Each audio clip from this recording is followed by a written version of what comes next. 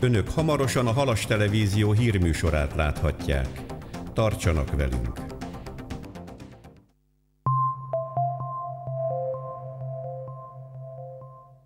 A családja jövőjéről gondoskodott már. Most jött el a pillanat, hogy a saját nyugdíját is biztosítsa.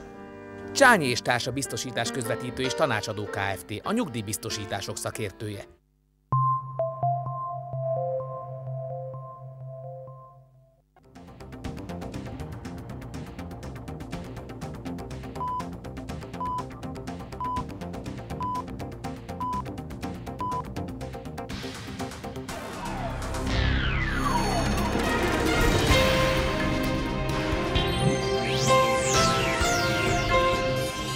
Frontális ütközés Sóstónál, a Mercedes vezetőjét mellkasi sérülés miatt szállították kórházba, 2 sofőrt is megvert, verekedett egy utas a halasi buszállomáson.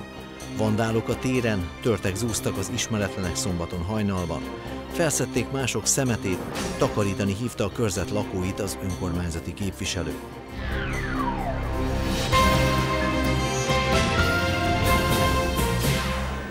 Köszöntöm Önöket, a Halas Televízió hétfői hírösszefoglalóját látják. Egy idős férfi megsérült, amikor autójával ma délben frontálisan ütközött egy másik gépkocsival az 53-as főúton a Sóstó előtti szakaszon. A férfi Pirtó felől érkezett Mercedesével, amikor eddig tisztázatlan okok miatt áttért a baloldali sávba, ahol a szemből érkező Nissan vezetője nem tudta már elkerülni a balesetet, és így összeütköztek.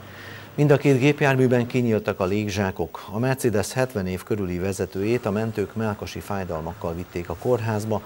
A másik autóban 4-en utaztak, úgy tudni, abban nem sérült meg senki komolyabban. A helyszínelés idejére a rendőrség teljes szélességében lezárta az utat. A baleset pontos körülményeit szakértők bevonásával vizsgálják. Ingyen akart utazni, majd megverte a sofőröket, sokakat megdöbbentett az az eset, ami szombaton délelőtt a halasi buszállomáson történt. Egy férfi Majsára akart eljutni az éppen induló távolsági busszal, de nem volt nála pénz, így a sofőr leszállította a járműről. A felháborodott utas ezt követően kiütötte a busz ablakát, majd ütlegelni kezdte a sofőrt, sőt egy másik buszvezetőt is bántalmazott. A rendőrök pár száz méterre a helyszíntől elfogták az agresszív férfit. Utasok várakoznak a Kiskunhalasi buszállomáson.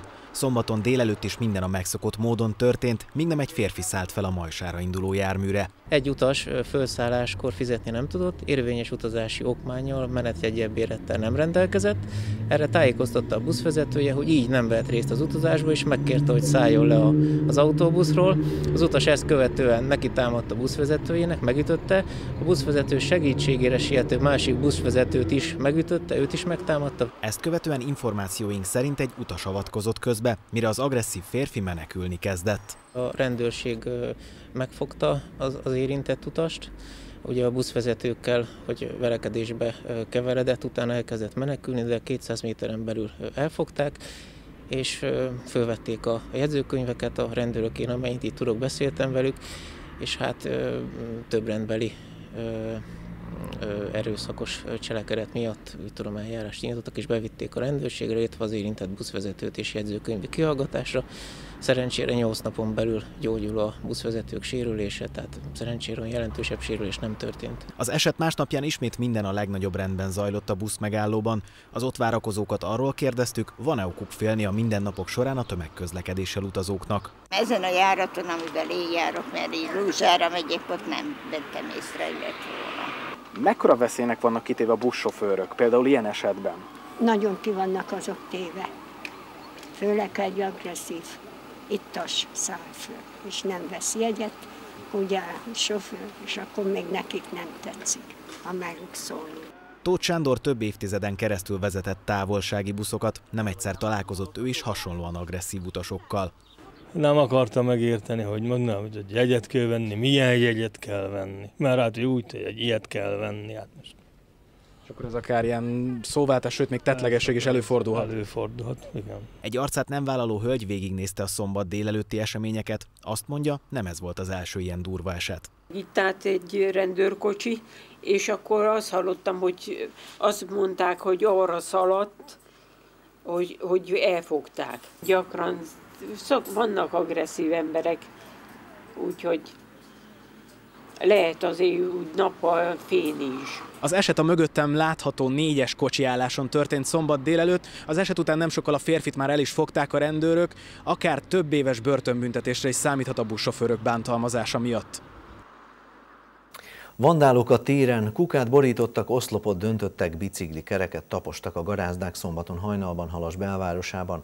Úgy tudjuk, verekedés is volt. Ezügyben a rendőrség is nyomoz. Az ismeretlen személyek jó viccnek találták azt is, hogy a nagy konténereket kitolták az út közepére, hát ha belehajt valaki a kanyarba. Ezeket a képeket egy erdélyi Ferenc téren élő férfi készítette nem sokkal a randalírozást követően. Valakik kiborították a személygyűjtőket, kidöntötték a táblákat, és a nagy konténereket az úttest közepére tolták. Havas Jenőné is gyakran tapasztal ilyeneket hétvégente. Nem az első eset, hogy földöntik ezeket a ládákat. Most is egy óriási ott fő van a virágüzlet előtt borítva, akkor még az abroncsok is ott leverve. Hát én nem tudom, hogy ezt élvezik. Amikor mennek hazafelé, akkor bekábítózva, meg bepityózva, és akkor ezeket csinálják. De nem az első eset, mert kihúzzák az úttest közepére a ládákat, meg ilyenek, úgyhogy nagyon fölháborító. Ezeket az erős embereket ilyenkor most föl kellene keresni, és akkor kivonszolni az ágyból, mert biztos, hogy fog aludni délután 2 óráig, mert egész éjjel züllött.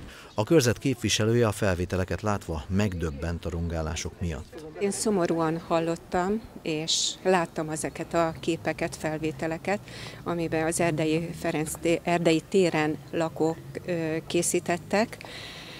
Én szerintem, amit majd közeljövőbe elindít a város, a térfigyelő kamerák elhelyezése, biztos nagy segítség lenne ebbe, de én úgy gondolom, hogy nagy segítség lenne az azonnali bejelentés, amikor történik, hiszen gondolom látták, vagy hallhatták az ott lakók. Fontos lenne, hogy rögtön rendőrségi bejelentést tennének. Úgy tudjuk, sokan bosszankodnak a történtek miatt, ám feljelentést eddig senki sem tett.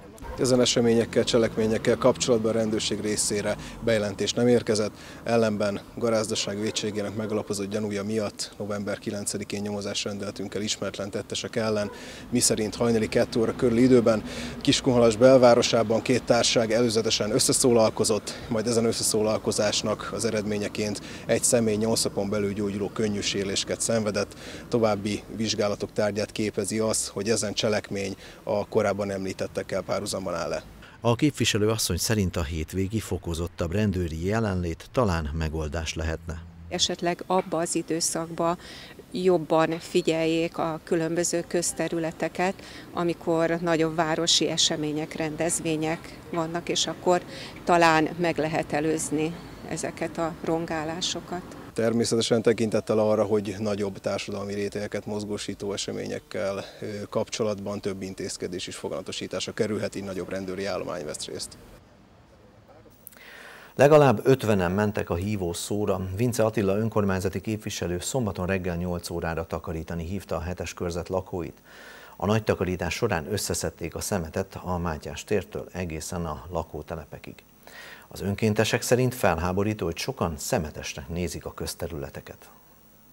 A Sárkány utcán túl még van az a sarokrész és a Kárpát utca, Kossuth utca a vonalába, végigjövünk csatárláncba. Lelkes csapat gyűlt össze szombaton reggel a lovasszobornál. Az önkéntesek Vince Attila hívó szavára jöttek takarítani a közterületet. A nemrégiben megválasztott önkormányzati képviselő örült, hogy ilyen szép számmal gyűltek össze a körzet lakói. Hogy ne lennék elégedett, hát hiszen első alkalommal kerül ez megrendezésre, minden segítőkészre szükségünk van, és úgy gondolom vagyunk szép számmal. Mint mondta, említettem, hogy veled már beszélgettünk erről, hogyha 20-an leszünk, akkor elégedett vagyok, ha 50-en, akkor nagyon. Hát most egy kicsi az 50-hez közelít a létszám, de még szóltak páran, a piac után jönnek ki. Hát úgy gondolom, egy 60-70 fővel, de 200 főre van kaja, úgyhogy bárkit várunk szeretettel a nap folyamán még. A takarítási akció résztvevői sokszor elképedtek, mennyi szemetet rejt a bokrok alja. Ami szerintem annyira nem tetszik, hogy nincs a kuka, és talán azért dobják el a szemetet. Bálint Anna úgy gondolja, komoly szemléletváltásra lenne szükség, most ugyanis még elég veszélyes rászólni a szemetelőkre. Az emberek nagyon-nagyon elvakultak, és itt nem lehet az emberekkel beszélni, mert én most, hogy segítkeztem Attilának, én megismertem az embereket, és nagyon-nagyon sokoldalú ember van. Tehát nem érdemes rájuk szólni, mert úgy sem használ? Nem. nem érdemes, mert még előfordult az is, hogy nyakon verik az embert. Egy tábla megoldás? Hát nem megoldás, de hát azért fölhívja az embereknek a figyelmét arra, hogy nem dobja el. Mert Ön szerint foglalkozik vele az, aki eldobálja, hogy van-e tábla, vagy nincs? Tudom, hogy nem foglalkozik vele, de mégis, hát egy kicsit az agyába eljutna az, hogy elolvasom azt a táblát, és nem dobom el a szemetet. Én is azt mondom, hogy aki eldobja a szemetet, 30 000 forintra is megbüntetni. Ennyi. Délre tucatnyi zsák telt meg szeméttel és falevéllel. Vince Attila azt szeretné, ha hagyomány lenne a takarításból, sőt már több hasonló megmozdulás is tervben van. Van több tervem, ez mind időszakos terv, nyilván ünnepek is meghatározzák ezeket, hiszen lesz egy Mikulás ünnepünk, lesz egy karácsonyi ünnepünk, és utána újra egy személygyűjtés. Tehát megvan az évszaknak, illetve az ünnepeknek megfelelő tervem, ezt szeretném megvalósítani elsősorban, hát illetve azok, amik a vállalásaim voltak, azok folyamatban vannak, de azok pénzigényesek, pályázatigényesek. Dupla siker, pénteken délután és este a vári Szabó István szakiskola és szakközépiskola ünnepségeivel megkezdődött a szalagavatók sora Kiskunhalason. A diákok az érettségüket jelző szalagok feltűzését követően parketre vonultak, hogy ötletes, humoros tánc koreográfiákkal szórakoztassák pedagógusaikat, családtagjaikat. Az ünnepélyek fénypontjai természetesen idén is a keringők voltak. A közönség tagjai hangos vastapssal díjazták a látottakat a városi sportcsarnokban. A Halas Televízió kamerái valamennyi táncot rögzítették, a Pont című ifjúsági műsorunkban az elkövetkező hónapokban láthatják majd a produkciókat az érdeklődők. Szombaton délelőtt az idén 350 esztendős Szilády Áron Református Gimnázium dísztermében rendezték a hagyományos Szilády konferenciát. A minden évben Szilády Áron születésnapjához kötődő eseményen ezúttal 3 előadást hallgathattak meg az érdeklődők. Lukács László, Bognárné Nagy Éva és Bödecs Pál köszöntői után a Szamár-sziget szellemkatonái címmel Margitai Gábor irodalomtörténész tartott döbbenetes előadást az első világháború egyik elfelejtett, eltitkolt eseményéről. Ezt követően Pajor Kálmán, az 56-os Emlékbizottság elnöke beszélt a Nagyszeder családról. Végül pedig neves halasi festők régen és ma címmel Szakál Aurél tartott előadást Berki Violáról, Diószegi Balázsról és Torma Jánosról. Múlt héten hétfőtől vasárnapig városunkban zajló 4. protestáns művészeti és tudományos napok tartalmas rendezvény sorozatának egyik legkiemelkedőbb eseménye szombaton este a Bácske Fekete-hegyi Neve Nincs színjátszó csoport előadása volt a Közösségek Háza nagytermében. A Vajdasági Általános Iskolás csoport már több szakmai vetélkedésen is eredményesen szerepelt, és itt Halason is vastapsot kapott. Ezúttal Békés Pál a Félőlény című meseregényének színpadi adaptációját adták elő. A színjátszó csoport vezetője és rendezője Pál Ilona tanárnő, aki az egyik motorja a Bács-Fekete-hegy és Kiskunhalas kulturális kapcsolatának bővítésében. Márton napi libaleves, ludaskása, gerslivel és libamáj diós bundában. Többek között ezek a különleges ételek is főszerepet kaptak a Márton napi libaesten szombaton este a Csipke Hotelben. A rendhagyó a népi hagyományokhoz kötődő ünnepkört felelevenítő rendezvényen Szőke Sándor tartott ismertetőt a menüsorhoz illeszkedő borokról, kiemelve az alföldi nedük egyedi zamatát. A gasztronómiai élvezetek után a Kiskun táncegyüttes tartott Márton napi műsort, majd táncház emelte az est hangulatát. Híradónk végén összefoglaljuk a legfontosabbakat. Frontális ütközés Sóstónál, a Mercedes vezetőjét mellkasi sérülés miatt szállították kórházba, 2 sofőrt is megvert, verekedett egy utas a halasi buszállomáson. Vandálok a téren, törtek zúztak az ismeretlenek szombaton hajnalban. Felszedték mások szemetét, takarítani hívta a körzet lakóit az önkormányzati képviselő.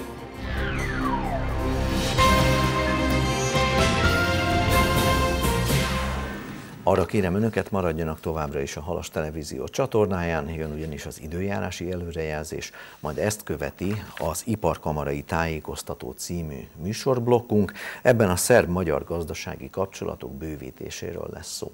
7:30-kor kezdődik a 153 Lélekmód magazin, Csányi Ágnes szerkesztő már itt van a stúdióban. Szia Ági, mi lesz a mai téma? Szia Laci, köszöntöm szeretettel a nézőket. Nálatok vannak-e állatok? Miért szeretjük az állatokat, és vajon ők miért szeretnek minket? Talán azért, mert nagyon őszinték, pontosan azt kapjuk, amit látunk. Vagy megharapnak, vagy hűségtől csillogó szemmel néznek és szeretnek. Erről fognak beszélni állatvédők, gimnazisták, diákok, tartsanak velünk és nézzenek nagyon érdekes állatokat. Ági, köszönöm szépen. Kedves nézőink, friss hírösszefoglalóval holnap este 7 órakor várjuk Önöket itt a Halas Televízióban. Szép estét, viszontlátásra!